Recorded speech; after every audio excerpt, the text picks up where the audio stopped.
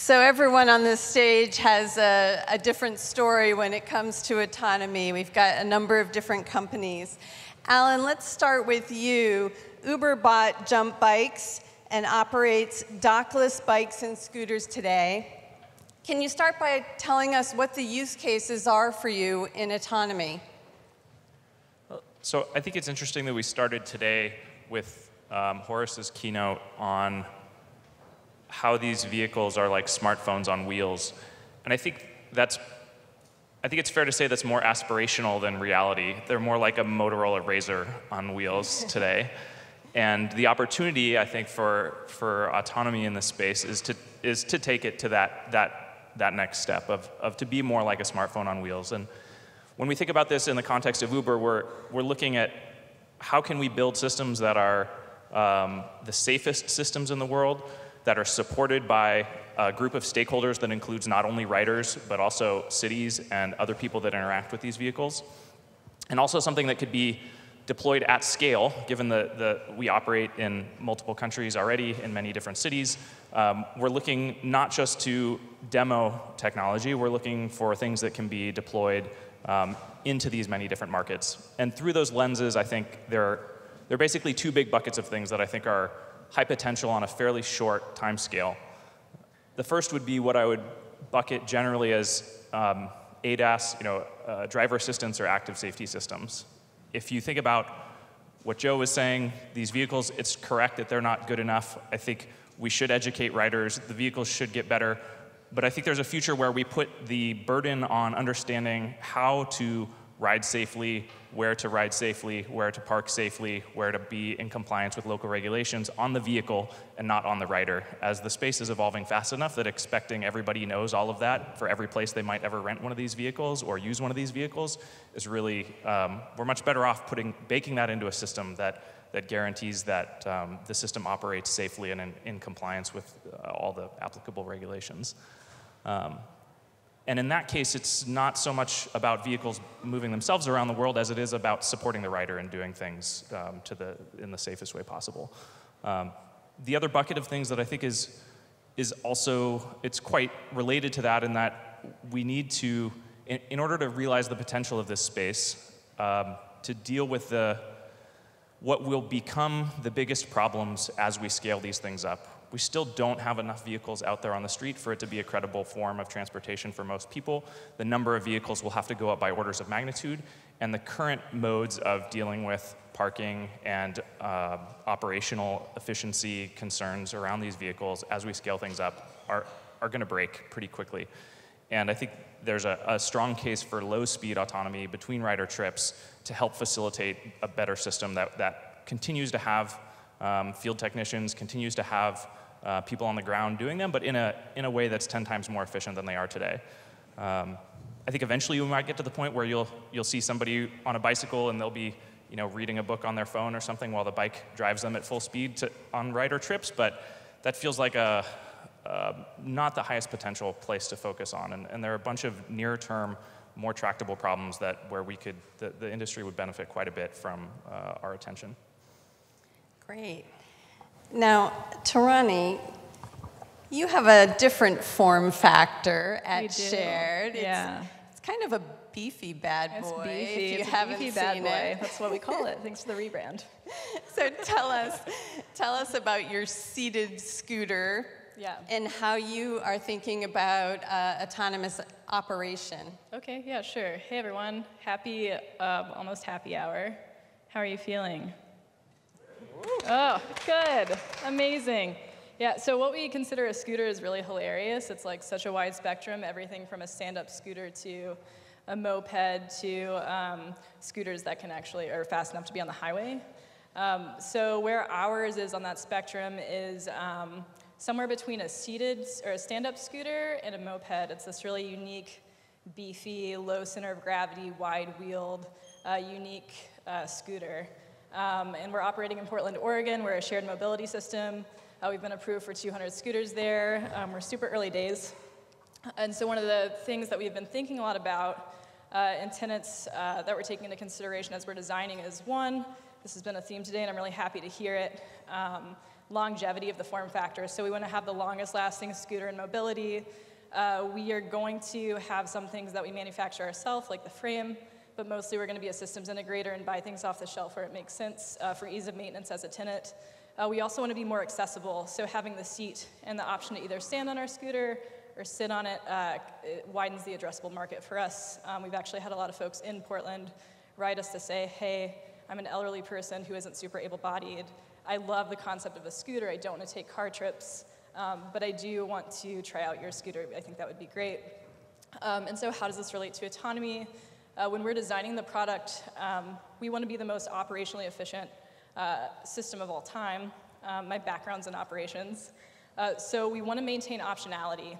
So the way that we've done that is we've designed a scooter and electronics package that can accommodate autonomy, and that we can use our form factor to have that optionality but maintain focus. And what that focus means is de-risking.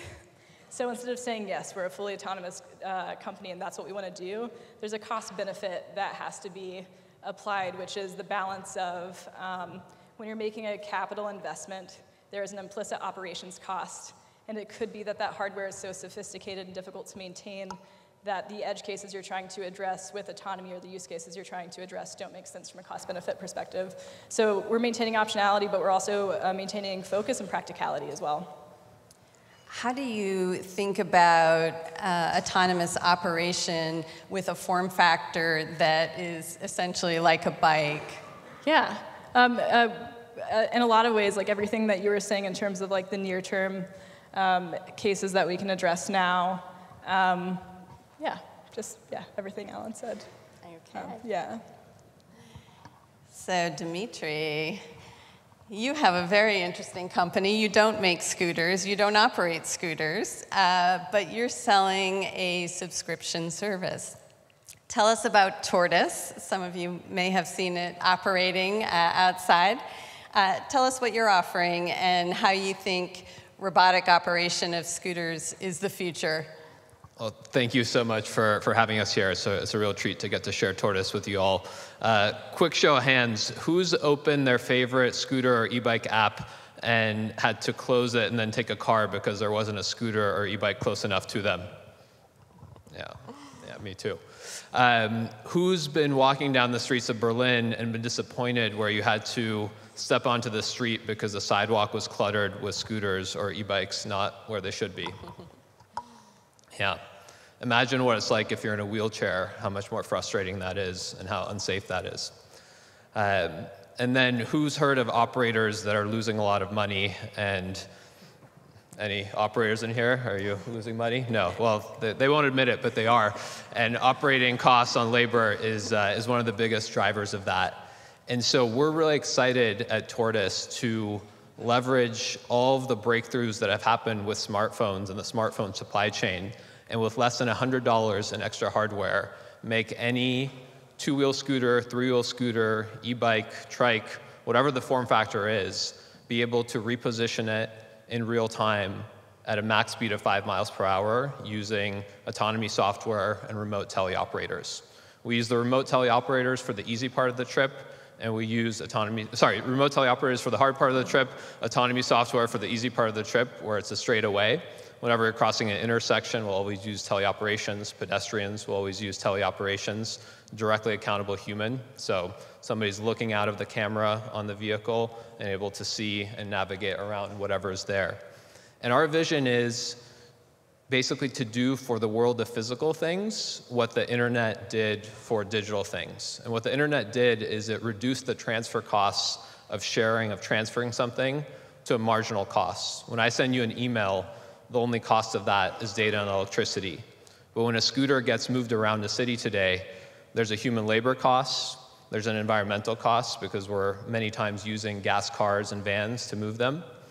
And when things are expensive, we don't do them as often. But when you reduce this to a marginal cost, we can move scooters around a city.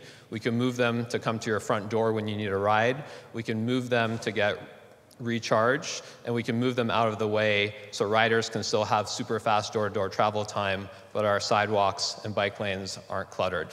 And so we're excited to work with our partners on the OEM front, with our customers who are operators to bring this world into fruition. And Tortoise, we're slow and steady, and we help our partners win. So, Matt, you have a vehicle that is autonomous 100% of the time, or with teleoperation, because there's no human rider ever. Tell us about your company, Refraction, and what you're doing with a delivery pod in the bike lane.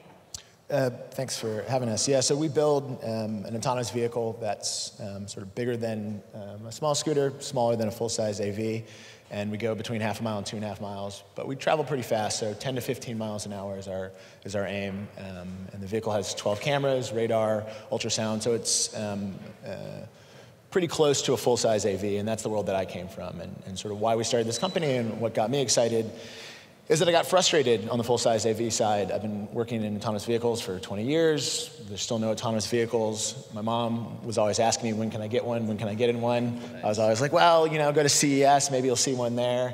And so we wanted to build something that we could deploy right now. And we wanted to force ourselves to make a form factor and to make a vehicle that made us not have a safety driver, that really made it force the issue of being autonomous. And so we've been building this, and then we thought also there was a lot of space in the market to think about where we operated. And there's a lot of push on sidewalk robots, and I think that there's a lot of work being done there, but we saw a gap in the market in things that were smaller than cars but bigger than sidewalk robots, and also traveled faster. And so we've been pushing on that angle. We're deployed in Ann Arbor. We have vehicles on the road, and so every day we're gathering more and more data of what it's like to operate a vehicle in that form factor, in that size, through cities. And we targeted delivery as the first market, simply because with no person there, you need something that drives the business case, and so we can't move people, so we think we can move goods. And we think that the safety benefits you get from that, if somebody crashes into our vehicle, it's light, that car's not gonna get hurt, and the vehicle's, you know, carrying your food, so your food, you know, will soldier on. And so again, we think that there's a lot of business cases to be made for trying to use that vehicle in that space. And so we're excited to keep growing. We want to expand. And I think one of the reasons I'm excited to come here is that there's a lot of lessons on how transformative it can be if you can take a mobility form to scale. And we think that, you know, if you're ever in a dense urban area, you know that a bike is one of the fastest ways to move goods around that. And we want to harness that and leverage that and see if there's scale in that for doing that autonomously as opposed to with people. So you've made an electric bike into a delivery pod. There's been some pushback in the micromobility community around what size vehicles should be allowed in the bike lane, and how heavy can it be, and those kinds of issues. What is your response with respect to having an autonomous electric pod in the bike lane? I think the things that make sense from an urban planning perspective and from a safety perspective is to segregate things based on size and weight. And it doesn't make sense to have things that are as heavy or as fast as a bicycle on the sidewalk, right? We know that. It's pretty unsafe. And so, you know, we appreciate all of the challenges that cyclists have had to get dedicated space. And it's a life or death issue for them, and I appreciate that fully. And I'm a cyclist myself. And our goal is never to endanger cyclists and never to take over that real estate and make it harder for them to move through cities. Because ultimately, at the end of the day, this should always be about people. So we want to move food around to make people's lives better, but not at the cost of humans. And so we're 100 pounds, and we're the size and weight and sort of speed of really of an 11-year-old on a bike. So we think from a safety perspective, that's pretty safe. But moreover, we're interested in sharing the bike lane. We're not trying to use that. And we use the bike lane about 10% of the time. Most of the time, we're in the margin of the roads. And so it's really only when it makes sense. But ultimately, we want to push for more protected bike lanes. Again, I think in the same way that scooters have been controversial for the bike lane, it's a positive thing for cities to have more things that aren't full-size cars tearing around at 60 miles an hour with 5,000 pounds of steel behind them. And so anything that we can do to reduce that, particularly for deliveries, if you're ever a cyclist, you know how inconvenient it is to have Uber Eats drivers or Grubhub drivers blocking the bike lane, double parked, you know, delivering some Chinese food. And so we think that there's a vision to push this forward for everybody and make cities safer, more efficient, and more effective in doing what people want to do. Now, are you using teleoperation as well as autonomy? How do you think about that? And at what does the mix have to be for it to make sense to be delivering your pizza? Yeah, and one of the things I think that if you talk to AV people that we're not honest about is how hard the problem is. And the reason you don't have an AV that'll pick you up right now is there are parts of the problem we don't have a solution to. And so we use teleoperation for all of those parts. If you can find an AV company that can make an unprotected left-hand turn without a safety driver, I want to meet them, and we'll hire everybody from that whole team. It's an incredibly hard problem. And so we do things like that. We navigate complicated pedestrian intersections. I'm in a college town, and so we have drunk college students storming through zebra crossings. And again, those are the things that we don't have technical solutions for. And I think it's good to continue to work on those problems, but teleoperation is totally viable. So we maintain a ratio, particularly around delivery, where you can task one operator to control multiple vehicles, because there's actually downtime in delivery. You're waiting for the food to come out of the restaurant, you're waiting for someone to come out to pick it up. And one of the beauties of teleop is you've now decoupled, or robotics in general, you've now decoupled that physical asset from the person. And so even if you have 50%, 40% teleop, that teleop is being used much more efficiently. So we have ratios of 1 to 2, 1 to 3 right now, but we're aiming for 1 to 5 or 1 to 10 over the next couple of years. Dimitri, your business is largely teleoperations as a service.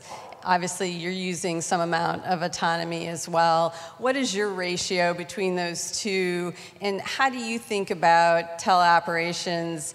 Is it really a labor arbitrage where you've got workers in Mexico City? Is that why it's viable? How does that compare to using labor in each city to accomplish some of those same operational tasks? Yeah, so we definitely think of ourselves as a hybrid solution, and right now we can handle 10% of a trip autonomously, and 90% we use teleoperations. By Q2 of next year, we expect to be at 50-50, and the North Star is to get as close as possible to 95% autonomy, 5% teleoperations. But there's always going to be certain scenarios, like crossing an intersection, like a pedestrian is right in front of you, where you're going to want to rely on teleoperations, and that's not only the safe thing to do, it's the right thing to do, so that people accept this technology and embrace it, as opposed to having negative reactionary responses. To bring down the cost of transferring items in the physical world, you do want your teleoperation cost to be as low as possible per minute. But that should never come at the expense of safety. So all of our teleoperators at first will be full-time employees. We have our engineering center in Mexico City. We'll also staff up our teleoperations center. But we're also having conversations with cities about engaging disabled communities to do local teleoperations for their local communities. So if you can't leave your house, you can help other people be mobile by helping a scooter drive across the street. And so we want cities to help drive and determine some of these policies on what the best source of labor is, and we're not going to be super opinionated about it. We always, though, want to ensure that any teleoperator in a given hour has constant demand, so there's no gaps, and so they're constantly earning, and we think that drives a lot of efficiency. But yeah, over time, we want to reduce the dependency on teleoperations, but never at the expense of safety. Alan, how do you think about the operational efficiency? We heard this morning about robo-scooter economics, and there are questions around charging, around repositioning, reparking.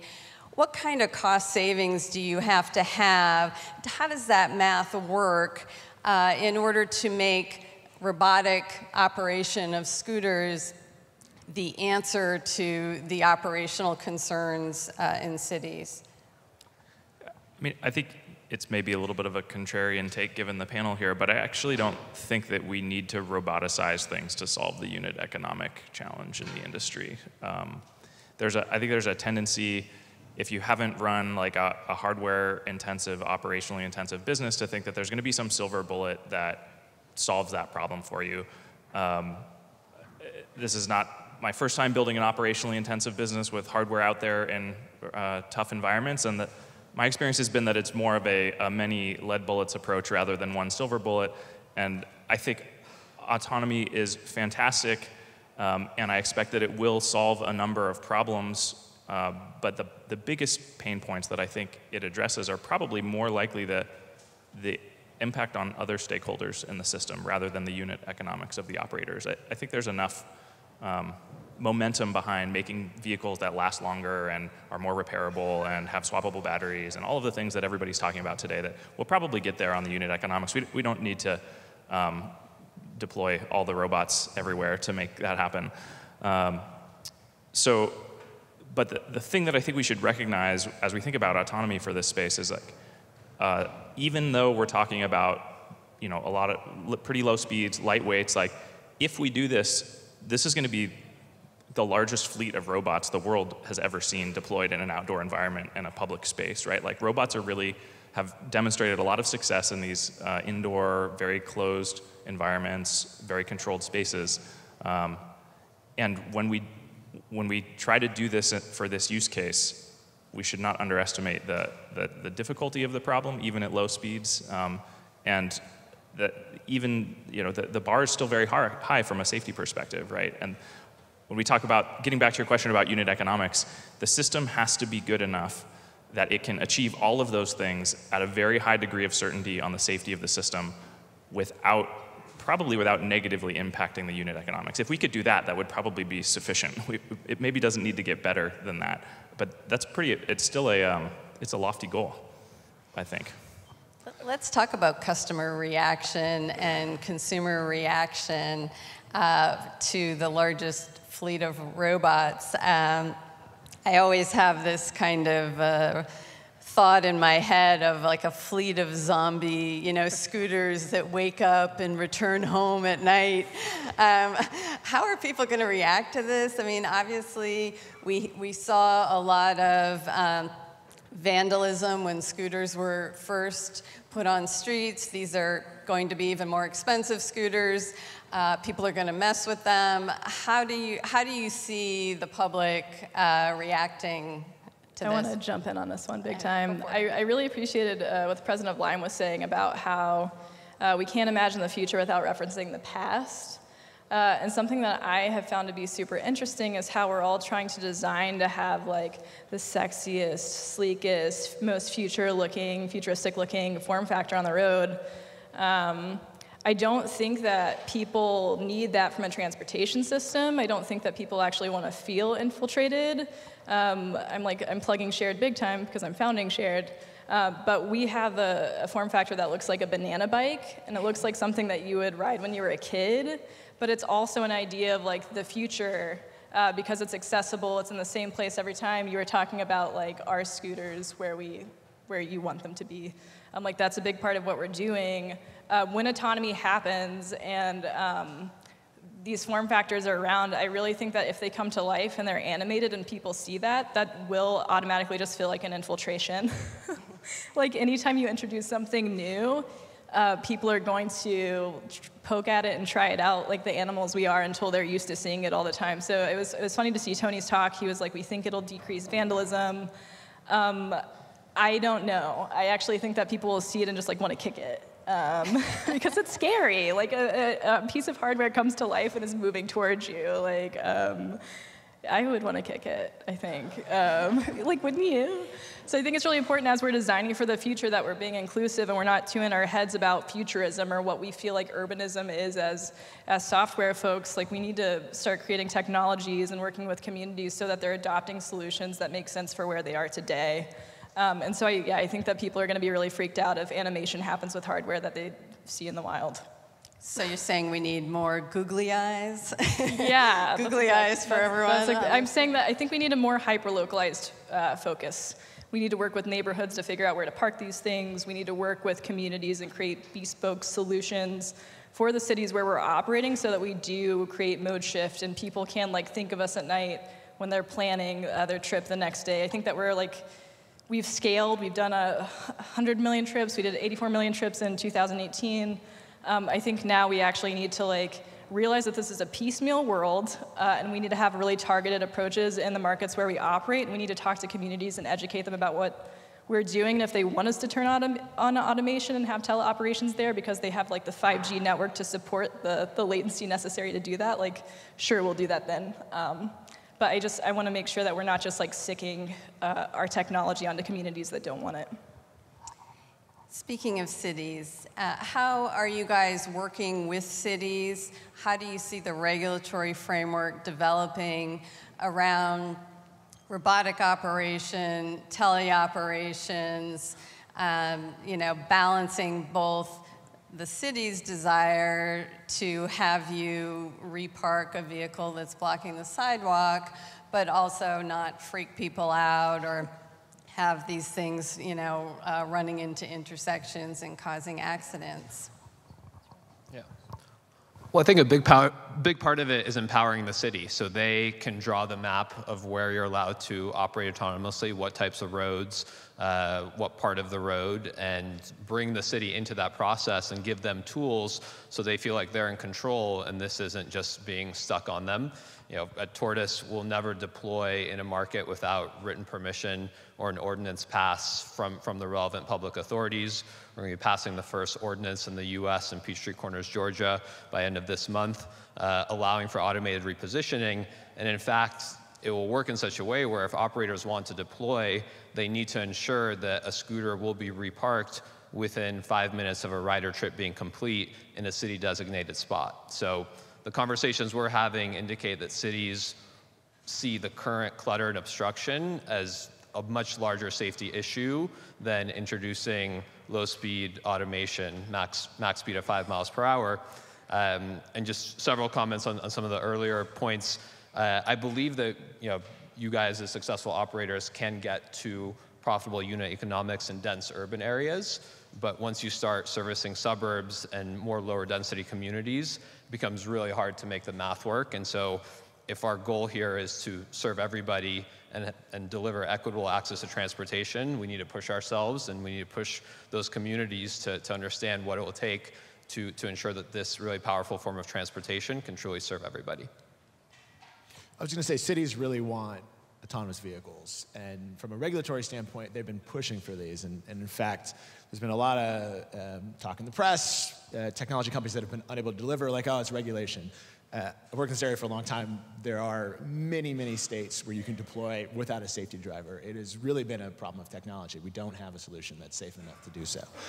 So from a regulatory standpoint, I think we're in a great position because sort of full-size AVs have carved the road or paved the road for us in that if people think it's safe to deploy a thing that is 5,000 pounds that goes 40, 50, 60 miles an hour, having a thing that goes less than that, significantly less than that, feels a lot safer. Now there's tons of issues around annoyance, acceptance, and I think those are all things that hopefully we'll have to deal with because we get to scale. So if we start getting to the largest fleet of robots out there, and that's really my dream. I really don't care how we get there, but I want robots, mobile robots out there in the world. And I think that this looks to me, or feels to me, like an area in which we could actually see that happen before we're going to see full-size cars doing that. And I want my mom to be like, oh, those robots are so annoying, but for her to see a robot every day, right? And like that, to me, would be the fulfillment of everything that we've been trying to do in mobile robotics for the last 50 years.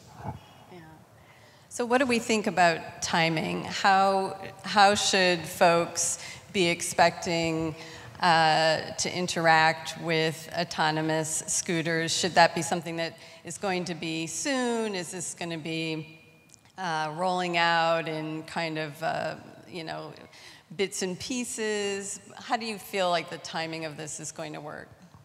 Yeah, so we're going to begin pilot deployments in 2 European markets in November of this year. As I mentioned, we're passing an ordinance in Georgia, and we'll hopefully be operating there by end of the year.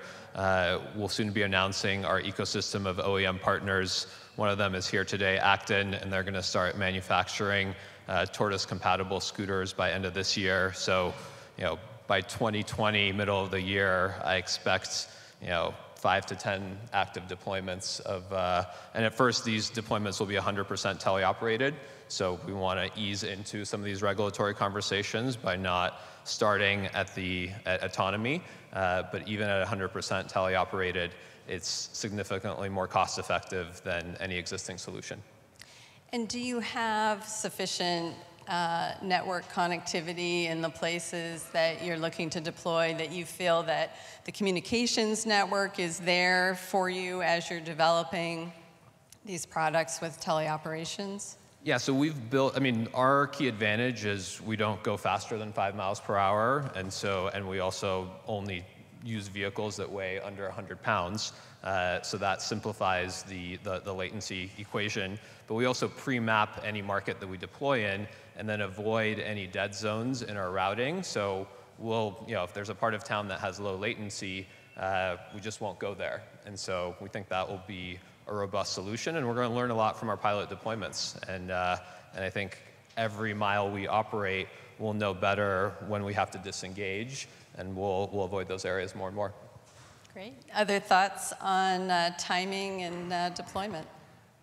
I think I mostly agree on the sort of like pilot deployments, but it's really, there's going to be a major sort of, potential fork in the road there, depending on how those pilot deployments go, right? Like in theory, I'm a believer in everything we've talked about here. Teleoperations is a great backstop for autonomy. You can probably do it on a 4G network, but as soon as one of these gets stuck in the middle of an intersection due to an intermittent cellular connectivity that just happened to happen in that moment, and there's an accident that happens because of it, like, we're going to have to reckon with that. I hope that that doesn't happen, but if we rush these things out to market, the chances of that happening increases. Cellular systems aren't perfect. They won't, there's a lot of things that need to go right in order for us to go from that sort of initial round of pilot deployments, where I think the technology is largely there today to do that type of thing, but to go from there to, this is a thing that happens in every market that has micromobility vehicles across the world, I expect it's going to be probably a couple more years or hardware cycles after that. On the ADAS side, where fundamentally the rider is still in control of the vehicle, but there are supporting systems around it, I expect that's capable. That'll be likely possible at scale in the 2020 or 2021 hardware cycle. It's just a very different game you're playing in that world. Great. I'll just make everybody in full-size AVs has learned the important lesson that if you make predictions on how long it's going to take to roll your technology out, you will be quoted on it and then appear foolish. Though it seems like Elon Musk has made a cottage industry on making predictions and then not hitting them. So I'll say, I don't know, next year, cool, whatever, right? Nothing matters. So yeah, we're already deployed in one market, but to this point, we're still in pilot phase, right? And there's a lot to be learned. So I think it will still be, until my mom sees it, it's still going to be quite a while. Great. All right. Well, thank you so much to the whole panel. Thanks for joining us today.